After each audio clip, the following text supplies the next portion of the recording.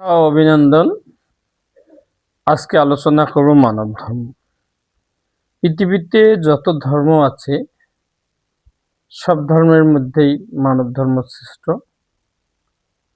পৃথিবীর শ্রেষ্ঠ জীব হচ্ছে মানব, তাই ধর্ম মানবেরই থাকা উচিত।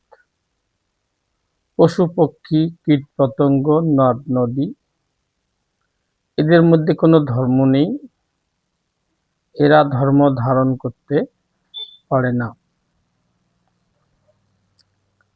সমাজে যারা জ্ঞানী গুণী মুনি যোগী ঋষি তপস্বী,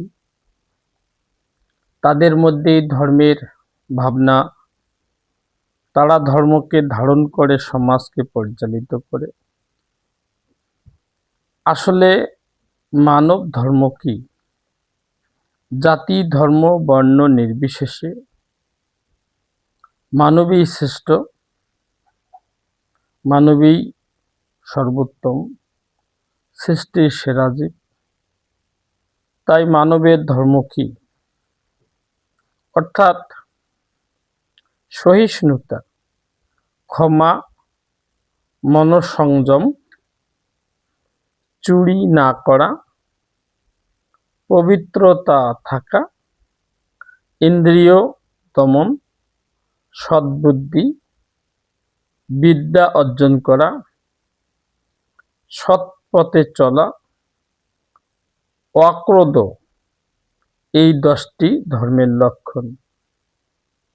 অর্থাৎ মানুষ যদি তার জীবনে এই 10টি পথ মেনে চলে, ধারণ করে চলে, তাহলে সে একজন ধার্মিক। মানুষের যদি গুণ না থাকে, শিক্ষা দীক্ষা যতই অর্জন হোক না কেন, সদ্বুদ্ধি, সততা, ন্যায়পরায়ণতা, অর্থাৎ যে 10টি লক্ষণের কথা বলা হলো, বাহ্যিক আধ্যাত্মিক জীবনে এই 10 লক্ষণ না থাকলে সে আসলে ধার্মিক নয়। আহার নিদ্রা ভয় মৈথুন এগুলি পশু এবং মানুষের প্রায় সমান। ধর্মই মানুষের আলাদা বৈশিষ্ট্য। শাস্ত্রে বলা আছে ধর্মহীনা পশুভি সমানা, অর্থাৎ যার ধর্ম নেই সে পশুর সমান। তাই প্রতিটি মানুষেরই ধর্ম তথা সৎ পথে জীবনযাপন করা উচিত এবং মানুষের প্রতি মানুষের যে ভক্তি, শ্রদ্ধা, ভালোবাসা রাখা উচিত।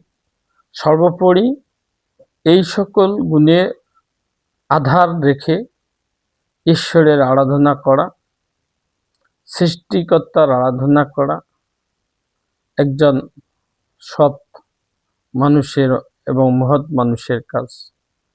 তাই এই 10টি লক্ষণ মেনে ঈশ্বরের আরাধনা করলে ঈশ্বর একদিকে সন্তুষ্ট হন, অপরদিকে পৃথিবীর মানুষ শ্রেষ্ঠ জীব, তাদের মনেও কোনো দ্বিধাদ্বন্দ্ব থাকে না। তাই আমি বলবো প্রতিটি মানুষেরই এই 10টি গুণ লালন করে পালন করে হৃদয়ে ধারণ করে জীবন পরিচালনা করা কর্তব্য।